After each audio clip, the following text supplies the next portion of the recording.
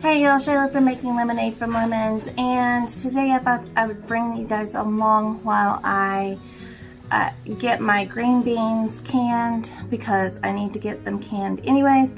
So these are actually a combination of green beans from my garden and my parents' garden, and so some of them are purple.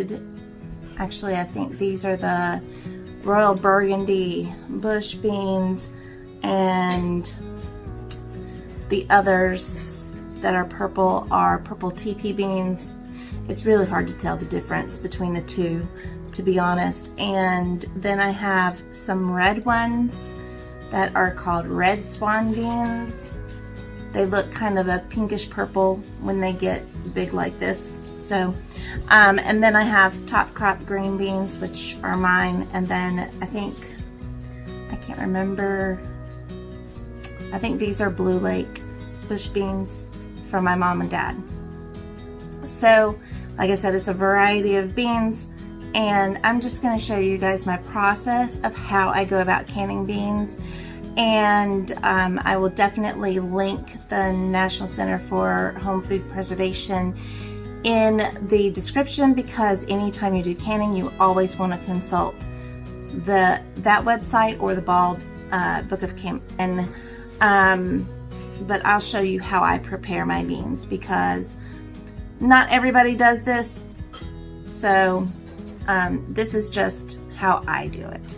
So of course I want to take these ends off. I use a knife to do it. It's not really a big deal. You don't have to. You can snap them off if you want. I use a knife because I have a knife handy just in case I see any blemishes. So, okay, so if I see anything that looks like a blemish like this, if it's possible, it could be a bug bite, I actually cut it out. A lot of people don't, and that's why I said that I'm showing you what I do that's different from other people. These are actually very dirty beans because it has been rainy and stormy. So, like for example, this one, you can see it has, I don't know if you guys can see it as clearly as I can, but there's a lot of dirt, a lot of red mud on this bean, even though it's been soaking in water. And so that's one of the reasons that I wash these beans so many times. I was lost or I was found, nothing ever in between, shedding tears or extremely happy. So then I go ahead and I break the beans before I wash them.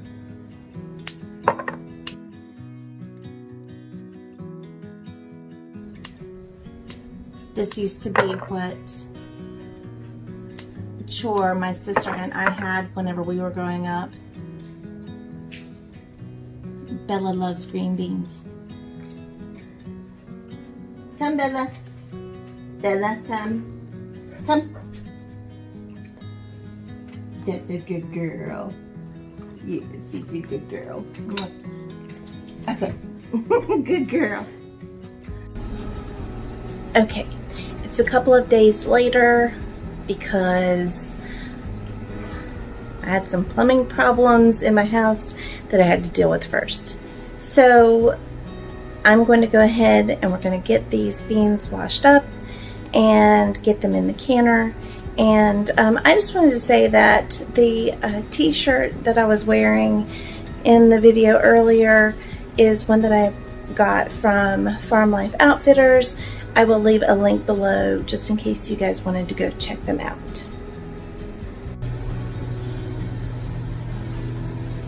Okay, what I'm going to do is I'm going to show you the process of how I wash my beans.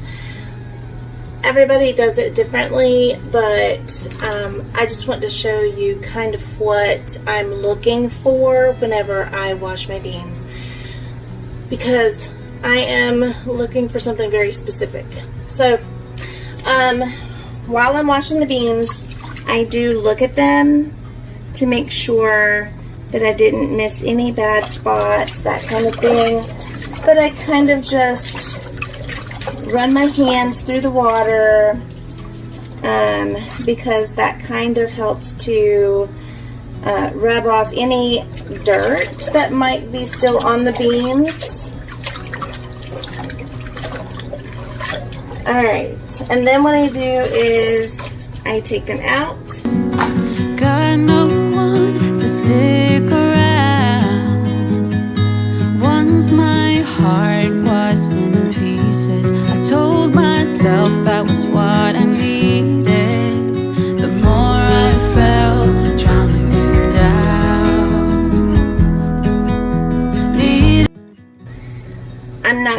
I'm gonna let the water drain. There's a few pieces left, whatever, but I'm gonna let the water drain. But I wanted to show you, you see how cloudy the water looks? It probably doesn't look quite as cloudy in the video as it does here. It is very cloudy. So I'm actually looking for it to be almost completely clear. So I'm going to go ahead and let the water out, let it drain, rinse it out, and then I'm going to wash them again. And I'm going to wash them several times until the water runs completely clear. Okay, so I'm pretty sure that this is the last time that I need to wash them. I just did want to touch on one point real quickly about the reason that I go through all of this to make sure that the beans are good and clean. Number one, because the cleaner they are, the less likely you will have any issues with things such as botulism. Another reason also is because, especially since I live inside city limits, I could possibly deal with sprays and things like that that are blown, pesticides that are on the plants, that kind of thing, that are blown from my neighbors. So I just want to make sure that whatever could possibly be harmful is not there anymore. So that is the reason that I go through the amount of trouble that I go through in order to make sure these beans are clean. This is technically their 5th bath. And yeah, the water is really pretty clear at this point. Okay, so basically I just fill these jars as full as I can up to the 1-inch mark, and I will show you what that looks like here in a minute, in case you haven't seen any of my other canning videos. Alright, so I just put in that much, and then that's a little bit more too much, but I settle them in because there's a lot of space in the jar.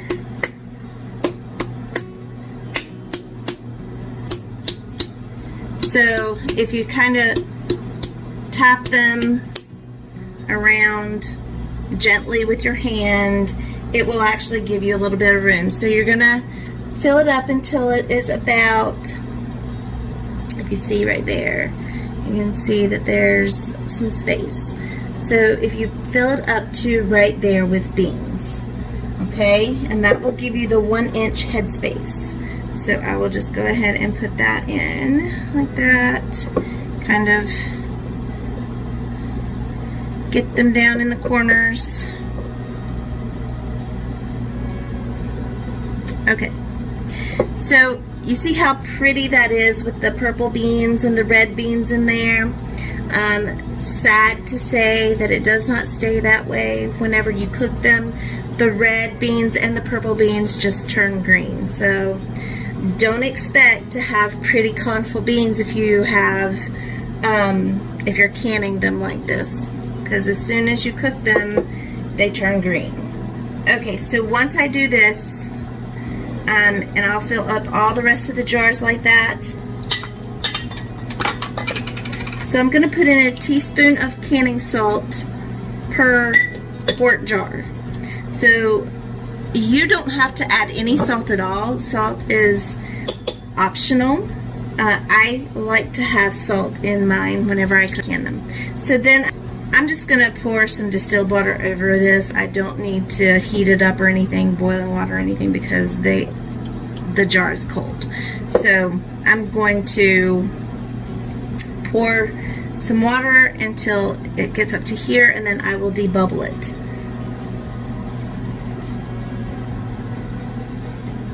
Okay, so I pour in water until that 1 inch headspace mark, and then I take something like this, or they have there are other tools that you can use to debubble that are specifically made for debubbling, but I just use this because it's what I have on hand. So as long as it gets the bubbles out, that's all that matters. You just don't want to use metal, and the only reason you don't want to use metal is because this is just a paper towel that has vinegar on it, and it just makes sure that the rim is clean, no oils or anything, no salt, nothing that could prevent the lid from sealing. And so then you want to put your lid on and your ring on, and you can put it in the canner. Now, since it is cold, you want your canner water to be cold as well.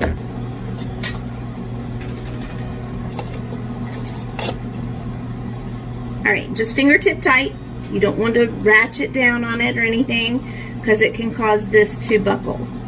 So I'm going to get this in, I'm going to get the rest of these done, and then I'm going to get the canner going.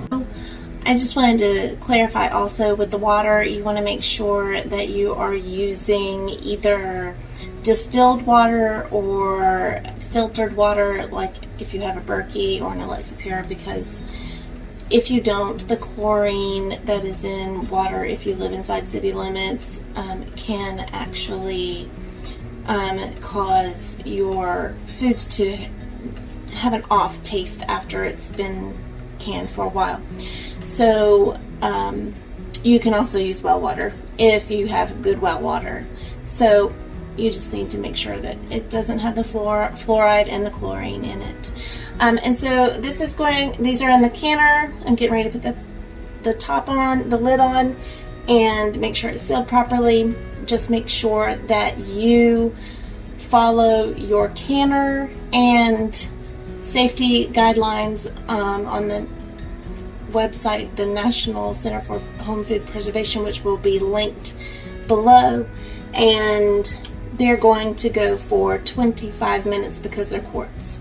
So 11 pounds of pressure, 25 minutes. It is finished canning, and I've removed the lid, and I'm getting ready to take the jars out. Generally, once it comes down to pressure, once the release valve has dropped, then you want to let it sit for probably about 10 minutes or so, just to kind of let the steam, some of the temperature come down just a little bit, so that whenever you take it out that it's not shocked or anything. But it's good, so I can go ahead and take them out.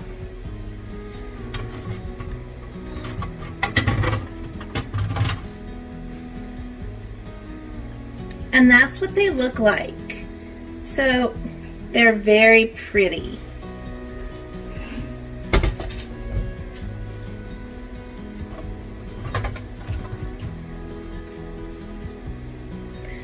And as you can see, there are no purple or red beans in there. They did go ahead and change colors, like I said. It looks like they've already all sealed, but they need to sit about 24 hours so that they can finish cooling off, because they're still boiling in the jars. So once they have cooled off completely, then we'll know whether or not we have a true seal or not. I'll take the rings off and test the lids, and then I'll take them and store them downstairs. But thank you guys so much for spending time with me today, and we'll see you soon.